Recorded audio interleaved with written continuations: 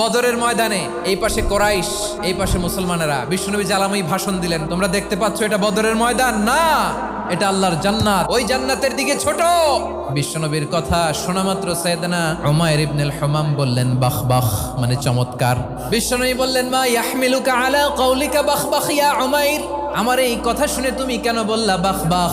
ইয়া রাসূলুল্লাহ, আপনার এই কথা শুনে আমি বড্ড খুশি হয়েছি, আর আমি প্রত্যাশা করছি আমি যদি ওই জান্নাতের মালিক হতে পারি তাহলে কতই না ভালো হতো। সুবহানাল্লাহ বলেন। বিশ্বনবী বললেন উমাইর আনতা মিন আহলিহা, তুমি ওই জান্নাতের অধিবাসী, তুমি জান্নাতি। উমাইর চিন্তা করলেন আমি জান্নাতি, নবীর মুখ দিয়ে যখন বেরোইছে ওই জান্নাতে তো আমার ঢুকতেই হবে, কিন্তু হাতে 3টা খেজুর খেয়ে যদি জিহাদের ময়দানে যাই তাহলে জান্নাতে যেতে তো দেরি হয়ে যাবে।